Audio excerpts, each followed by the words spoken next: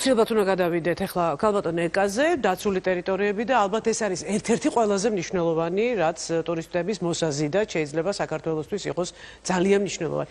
ქალბატონ ეკა, ამ თქვენი დღევანდელი ვთქვათ მონაცემებით რა მდგომარეობაა და რა შეიძლება კიდე განვითარებისთვის რომ გაკეთდეს?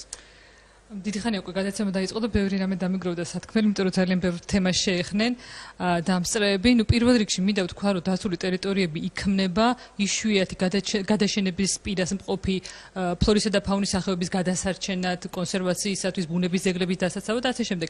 ამის შემდეგ მოდის უკვე ეკოგანათლება, ეკოტურიზმი და ის სერვისები, რაზეც ახლა აქ იყო ლაპარაკი.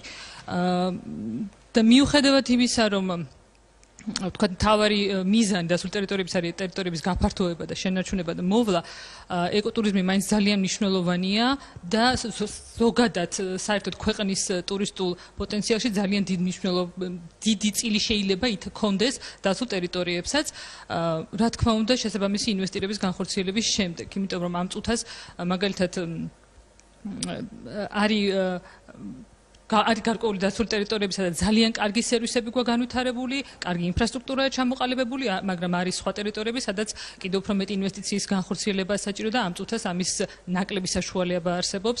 რატომ არსებობს ნაკლები საშუალება? თუ ეს არის ძალიან მნიშვნელოვანი ტურისტული ინფრასტრუქტურის გასაძლიერებლად, რატომ არის მაშინ ეს ასეთი პრობლემატური?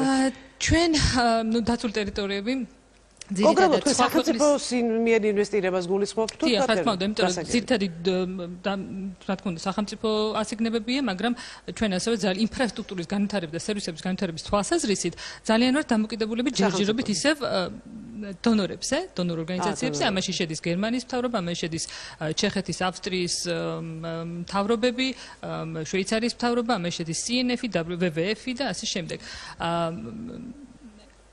რისი თქმა მინდა რომ მაგალითად აქ იყო ნახსენები გარკვეული სერვისები, რომლებიც მე მინდა ვილაპარაკო მაგალითად მარტვილის კანიონზე, რომელიც არის ულამაზესი ადგილი, რომელსაც აქვს ძალიან დიდი პოტენციალი, მაგრამ რამდენადაც ჩემთვის არის. ბატონო? ოკაცე თუ არის. მარტვილის კანიონი. მარტვილის სხვა არის, ოკაცე სხვა არის.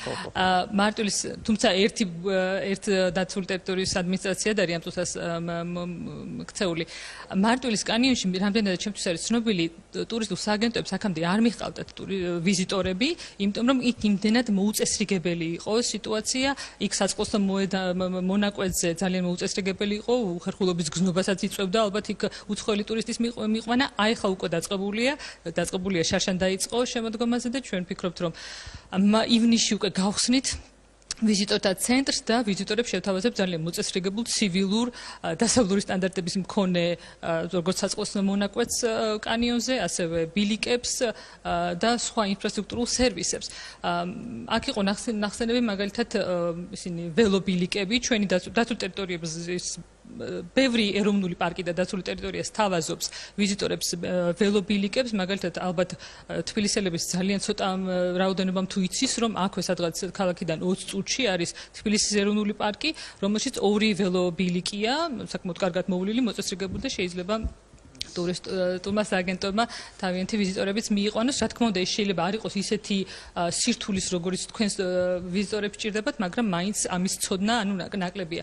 მე იმის თქმა მინდა, რომ გარდა იმისა, რომ ინფრასტრუქტურა არის გასავითარებელი და ამაში სახსრებია და ინვესტიცია ჩასადები, ასევე ინვესტიცია ჩასადები უკვე არსებულის გაპიარებაში და ინფორმაციის მიწოდებაში, რაც შეიძლება მეტ ტურისტთან, იმიტომ რომ ჯერჯერობით მაინც დაცულ ტერიტორიებზე ვიზიტორების აბსოლუტურ უმრავლესობას შეადგენენ ქართველები, ისე შიდა ტურიზმის. ეკა, თუ არის ხო, მე ჩვენ კოორდინაციაზე ვსაუბრობდით, ახლა და ზუსტად ეს მინდა კითხოთ, როდესაც თქვა და არის, ახლა მით უმეტეს ბოლო პერიოდში სულ არის ლაპარაკი, რომ აი ჩამოდიან უცხოელი მომღერლები ჩამოყავთ, სადაც იხარჯება 29 მილიონი, ვთქვათ არის თუ არა ამ კოორდინაციის და აი ამ შეხვედრების დროს საუბარი იმაზე, რა ჯობია აი ამაში დაიხარჯოს ეს 29 მილიონი თუ დაიხარჯოს აი იმაში, რაც ახლა თქვენ თქვით. იქნება ეს გაცილებით მეტ მოგებას აძლევს ტურისტული კუთხით საქართველოს, ვიდრე ვთქვათ აი ამ 2 მომღერლის ჩამოსვლა. მე არაფერს არ, მე კონცერტები ძალიან მიყვარს, მუსიკა ძალიან მიყვარს, უბრალოდ სხვა კითხვას ვსვამ საერთოდ. შეიძლება თუ არა ამ შემთხვევაში პრიორიტეტულად სახელმწიფომ ჩათვალოს ეს და არა ვთქვათ კონცერტი. სიტყვაზე ვარ. ეს კითხვა ალბათ არ არის ჩემს მიმართ. არა, თქვენს მიმართ არ, თქვენ თუ შეგიძლიათ დააყენოთ ასე საკითხი, რომ არის ამასთან დაკავშირებით შეხვედრები, თუნდაც იგივე დაცული ტერიტორიები ემზადებიან და ავითარებენ და კიდევ უფრო ხვეწენ თავის სერვისებს იმ რეგიონებში, სადაც უნდა ჩატარდეს ეს მოცემული კონცერტები, რომელზეც ახლა თქვენ ლაპარაკობთ, რათა უფრო კარგად დავხვდეთ, უფრო კარგად მომზადებულები დავხვდეთ, კარგი სერვისები გაუწიოთ იმ ვიზიტორებს, რომლებიც კონცერტებზე ჩამოვლენ და შემდეგ შეიძლება მოისურვონ დაცულ ტერიტორიაზე წასვლა და ნახვა, ასე რომ მსგავსი კოორდინაცია რა თქმა უნდა ხდება.